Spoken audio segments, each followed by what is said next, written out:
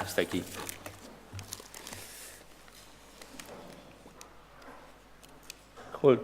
A ver, ahora. Bien. Como siempre, es un privilegio y una responsabilidad poder compartir unos pensamientos basados en la palabra del Señor. Sabéis que estamos teniendo una serie de sermones acerca de la comunidad cristiana y la semana pasada hablábamos que a una comunidad no se le reconoce por tener templos, ni se le reconoce por tener pastores, ni por tener reglamentos de orden interno, sino que a una comunidad se le reconoce por su ADN. El ADN es lo que prueba la auténtica identidad de las personas y de los seres vivos en general, y por lo tanto de una comunidad, porque la comunidad es el cuerpo de Cristo.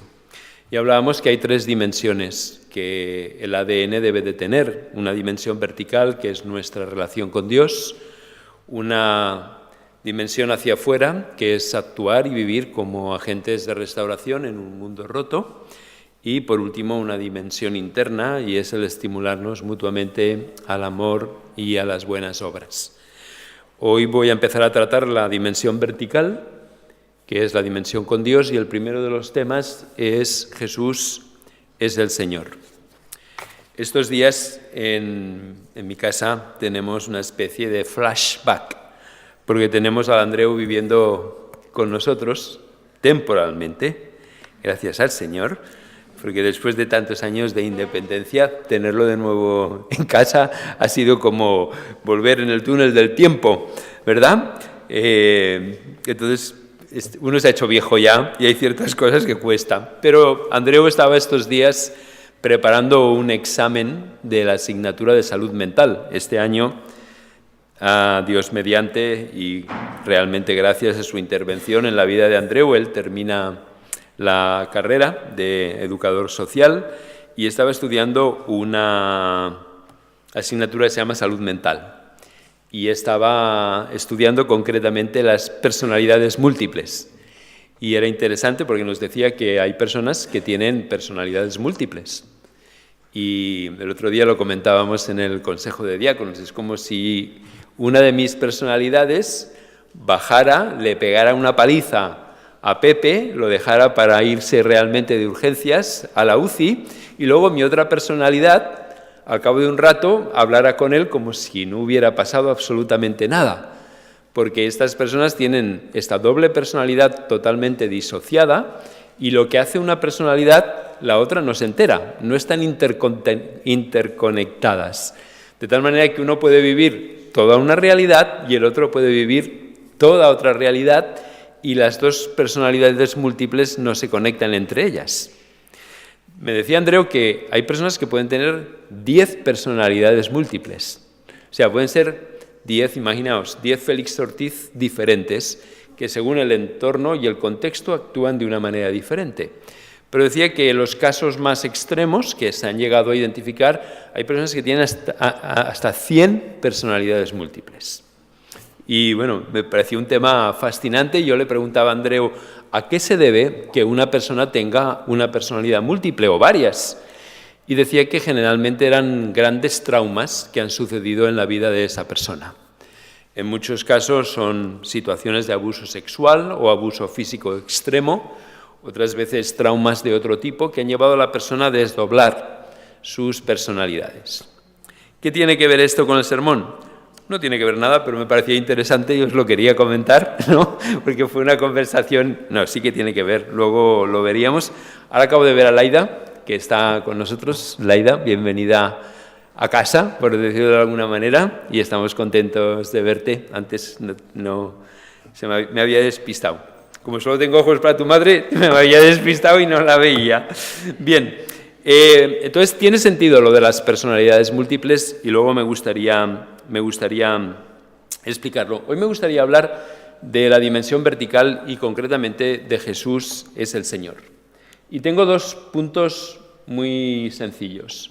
En el Antiguo Testamento, en el libro de Deuteronomio, capítulo 6, versículo 4, encontramos lo que se llama la Shema.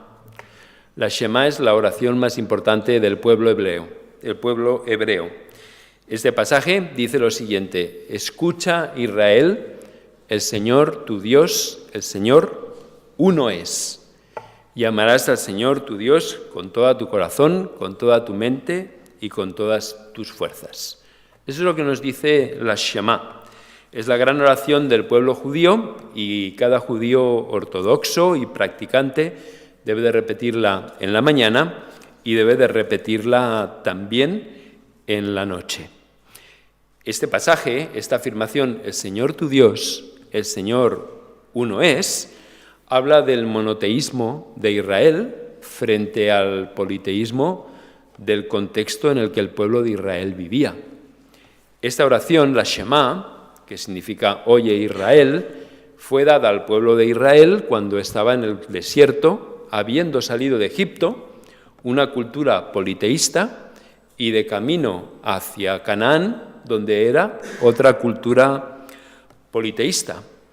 Así que lo que Dios le está diciendo al pueblo de Israel es: hay un único Dios. Frente al politeísmo del entorno que nos rodea, hay un único Dios, y este Dios es el Señor.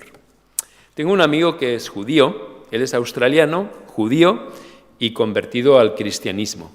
Además es uno de los, yo diría, de los teólogos más importantes que hay hoy en día. He tenido el privilegio y la oportunidad de colaborar con él en varios proyectos y él me decía lo siguiente: y de vosotros los evangélicos, los que venís de cultura evangélica y nunca habéis sido judíos, no podéis entender la Shema en toda su amplitud y en toda su intensidad.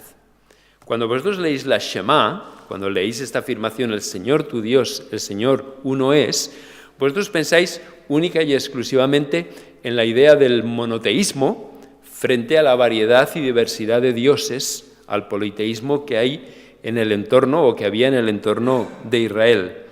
Dice, pero muchas veces vosotros no podéis entender todas las implicaciones que la Shema tiene para la vida cotidiana de un judío. Y él me lo explicaba y creo que alguna vez, sin mencionarlo a él, yo os lo he compartido a vosotros. Las personas que vivían en Egipto y las personas que vivían en Canaán vivían en un contexto politeísta. Las personas tenían dioses familiares.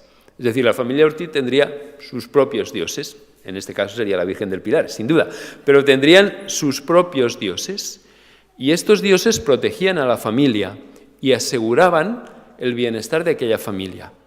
Vosotros recordáis que cuando Rebeca se fue con su esposo Jacob, se llevó los dioses familiares y hubo todo un follón, porque Labán, con el resto de la familia, fueron a perseguirla, porque si les quitabas los dioses familiares, eso implicaba que esa familia quedaba desprovista de la bendición, porque el responsable de bendecir a esa familia y de proteger a esa familia eran los dioses familiares.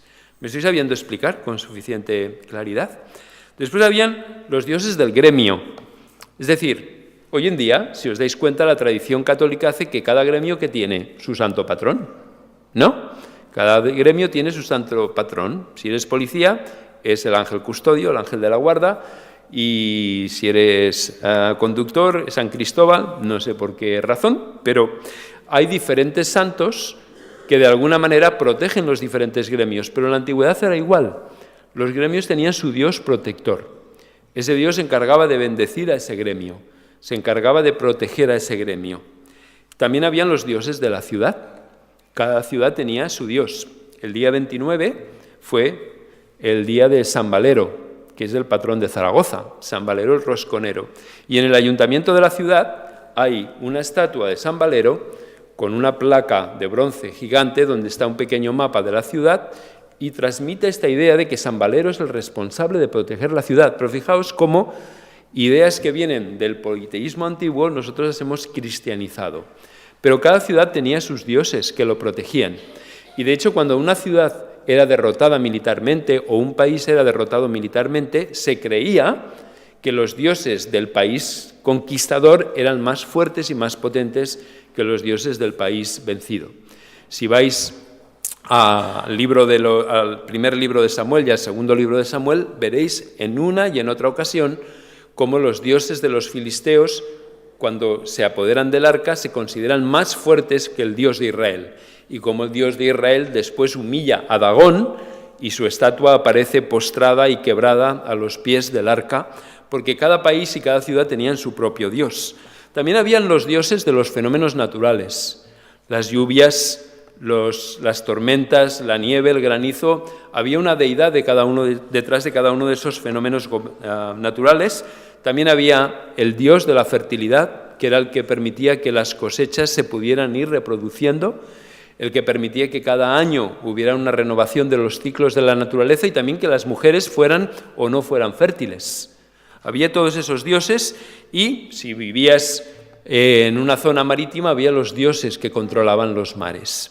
Lo que mi amigo el judío me decía es lo siguiente: dice, cada dios tenía sus expectativas, cada dios tenía sus exigencias y la persona era responsable de satisfacer las exigencias, los deseos y las necesidades de cada uno de esos dioses.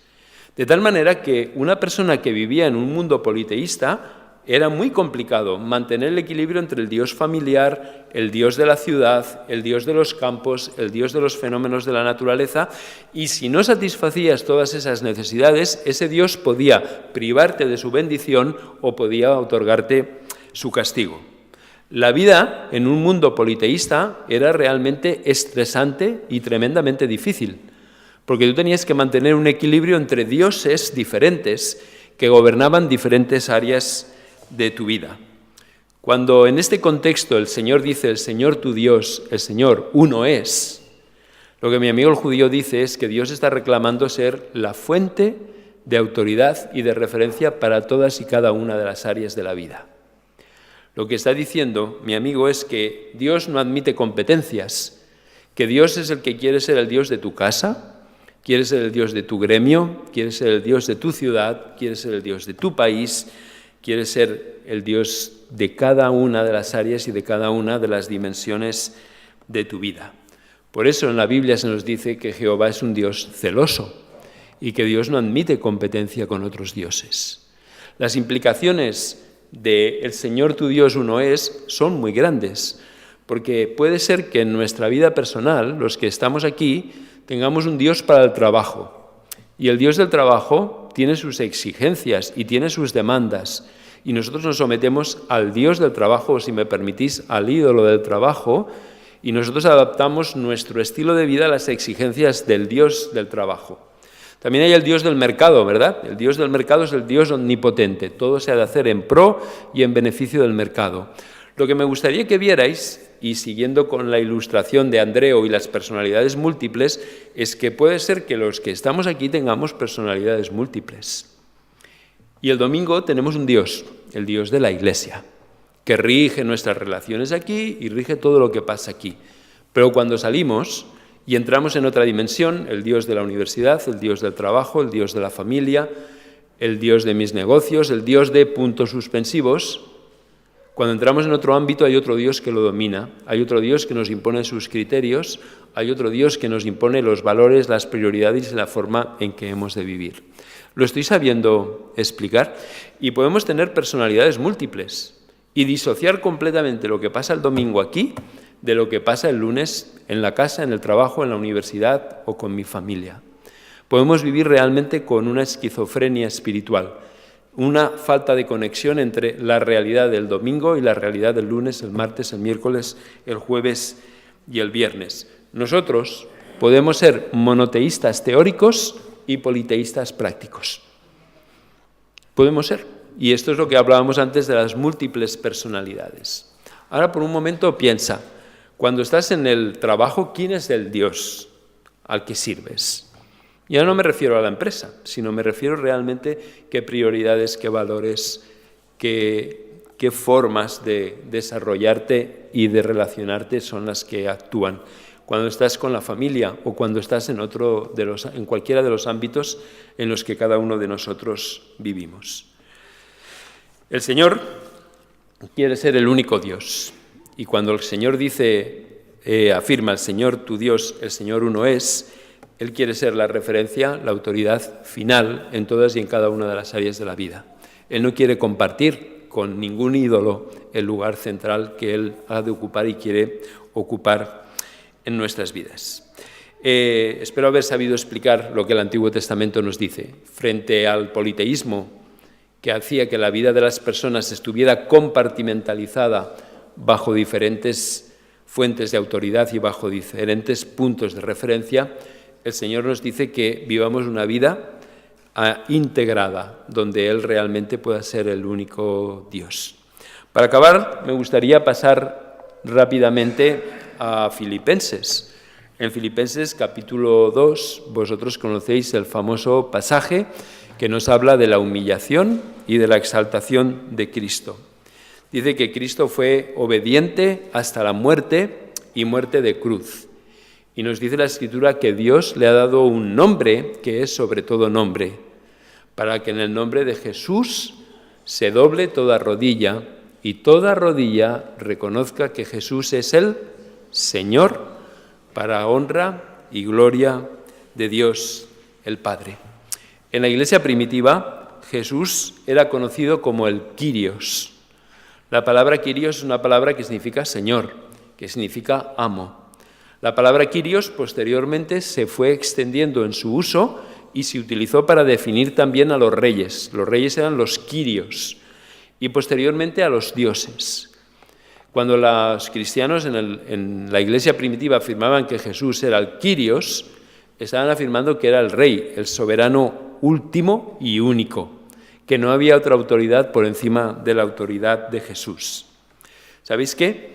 Jesús no solamente quiere ser el Salvador, soteros en griego, sino Jesús también quiere ser el Kyrios, el Señor.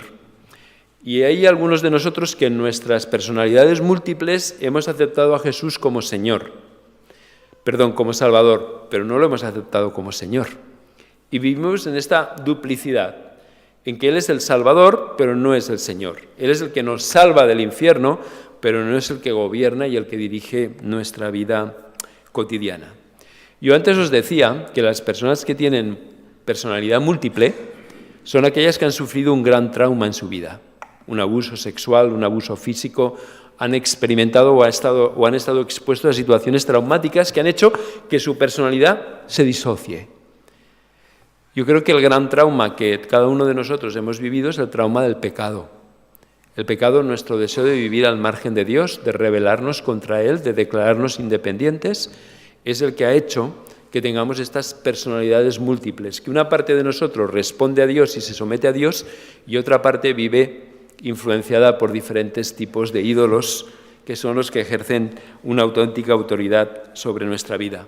Por eso la conversión no es aceptar a Jesús como Salvador, sino es aceptarlo como nuestro Señor y como nuestro Salvador. Pero ¿cómo podemos hacer eso real en nuestra vida? ¿Cómo podemos hacer que Jesús es el Señor? ¿Cuántas veces habéis cantado o hemos cantado Él es el Señor? ¿No? Se levantó de la muerte y es vencedor. Lo hemos cantado muchísimas veces, pero tal vez sin comprensión de lo que significa que Jesús es el Señor. El propio Jesús en el Evangelio de Lucas dice, a ver, seamos honestos, ¿por qué me decís Señor, Señor si no hacéis lo que yo os digo? Hace un momento hemos estado cantando canciones de alabanza. ¿Sabéis que Jesús nunca pidió que se le alabara? No encontraréis ninguna referencia en los Evangelios donde Jesús pide alabanza, ni adoración. Cierto que la recibió y la aceptó, pero no la pidió. Pero encontraréis muchos pasajes en las Escrituras donde Jesús pide obediencia. Y si lo entendemos bien, la mejor forma de adoración y de alabanza es la obediencia. ¿Por qué me decís Señor, Señor, si no hacéis lo que yo os digo? La única manera clara, concreta y específica de demostrar que Jesús es nuestro Señor es mediante la obediencia a sus mandamientos y la puesta en práctica de su voluntad en nuestras vidas. Misericordia quiero y no sacrificios. Las canciones de alabanza, nuestras oraciones, nuestras reuniones carecen de valor si no están acompañadas por la obediencia a la voluntad del Señor. Jesús es el Señor. No me digáis Señor, Señor, si no estáis dispuestos a hacer lo que yo os digo. Y si me amáis, obedeced mis mandamientos. El amor a Dios no es el cantar canciones de amor a Dios. El amor a Dios no es el venir el domingo aquí. El amor a Dios es la obediencia a sus mandamientos. Y ese es el reconocimiento de que Él verdaderamente es el Señor. Pero de forma práctica, ¿qué significa eso, de que Jesús es el Señor? Bueno, yo diría, pensemos en nuestras motivaciones. Yo creo que Jesús es el Señor significa que todas y cada una de las dimensiones de tu vida y de mi vida reflejan la realidad de que Dios está en el control. Ahora pensemos en las motivaciones de los que estamos aquí. ¿Qué te motiva? ¿Son tus motivaciones realmente motivaciones que reflejan a Dios?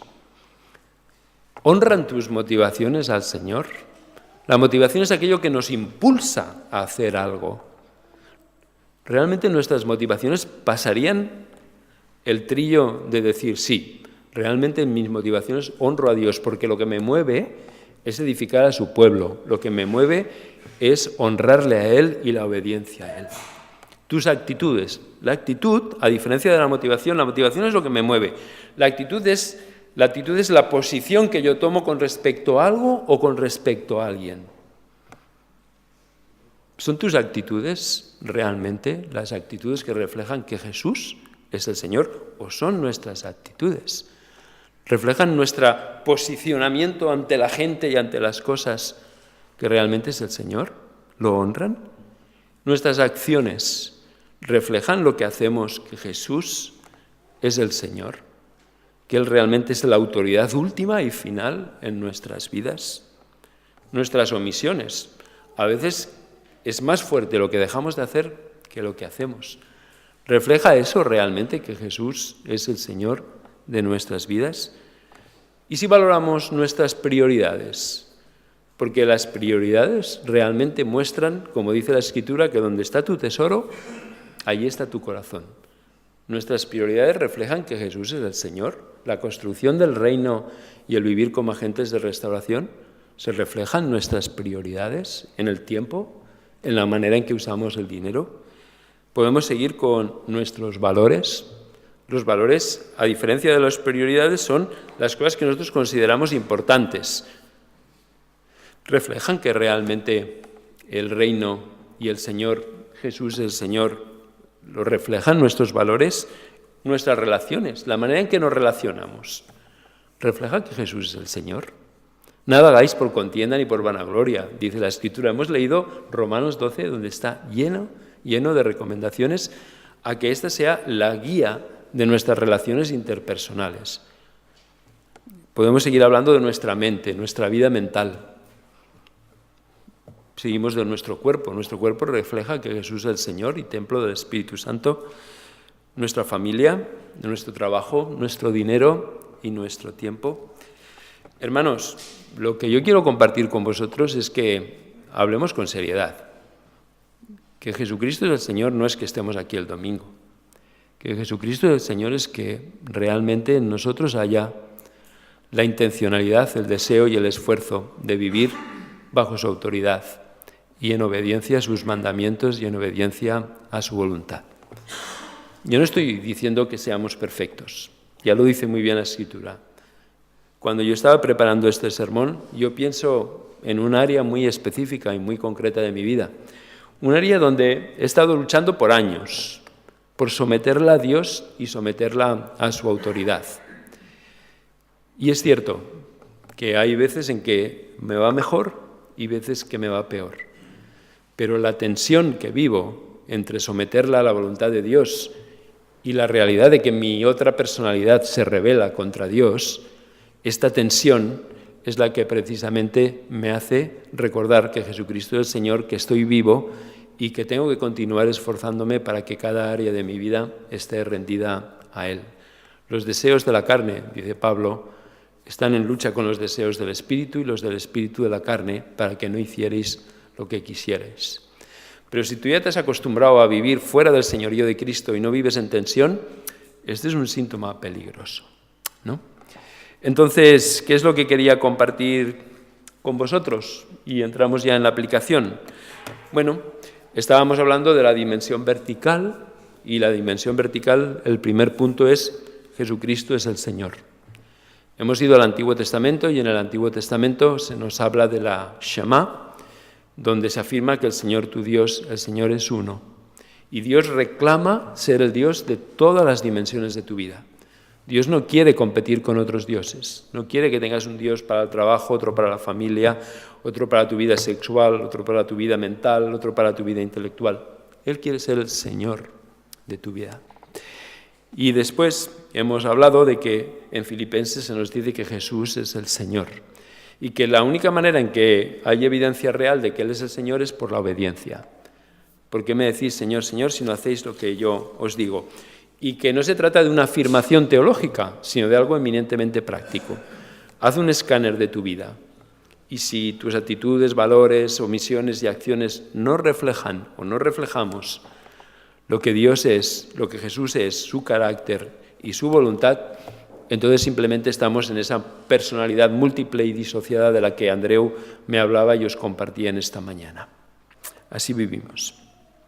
A mí me gustaría invitarme a mí mismo. Tal vez hoy es un buen día para recobrar el señorío de Cristo. Si tú nunca le has entregado a Cristo el señorío de tu vida, si Cristo es simplemente algo más en tu vida, que siempre va bien tener valores, tener ética y tener moral, ¿no? Que eso nunca estorba y nunca molesta, y eres más respetable en sociedad, a lo mejor hoy es el día de que realmente entregues tu vida a Cristo y permites que sea el Señor. Él quiere tener la autoridad sobre todas y sobre cada una de las áreas de tu vida. Él quiere ser el Señor. Él quiere que todas las dimensiones de tu vida reflejen su vida a través de ti. Si nunca lo has hecho, si eres simplemente religioso, tienes temor de Dios, reverencia de Dios, pero nunca de manera consciente y entendiendo las implicaciones de lo que eso significa, si nunca le has dicho al Señor, a Jesús, quiero que seas no solamente mi Salvador, el seguro para ir al cielo, pero el Señor, el que realmente viva su vida a través mío, pues yo te invito a que tal vez hoy es un día para poderlo hacer y para poder entregar tu vida al Señor. Para los que ya lo hemos hecho, tal vez hoy es un día para poder renovar votos, ¿verdad? Tal vez hay áreas de nuestra vida que han dejado de estar bajo el control de Dios. Pueden ser las actitudes, pueden ser las motivaciones, puede ser la familia, puede ser el dinero, puede ser el trabajo, puede ser tu sexualidad, puede ser tus relaciones interpersonales. Yo no sé, yo sé las mías. Pero tal vez hoy es un buen día para rendirle al Señor estas áreas de la vida y permitir que Él sea el Señor. No solamente cantar que Él es el Señor, sino permitir que Él sea el Señor. Así que yo voy a orar y te invito a que, si lo deseas, te unas a mi oración. Si nunca has entregado al Señor tu vida para que Él sea tu Señor, pues te invito a que ores conmigo y lo puedas hacer. Si hay áreas de tu vida que no están rendidas al Señor y que tú mantienes el control y que Jesús no es el Señor, yo te invito a que también hoy las sometas y las rindas a la presencia del Señor. Me gustaría si nos podemos poner en pie y os unís a mí en oración, si lo deseáis, claro.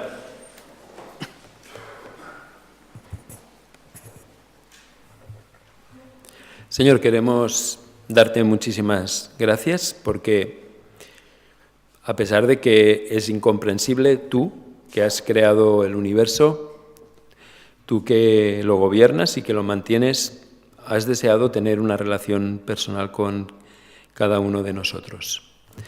Y tú quieres ser el Señor de nuestras vidas.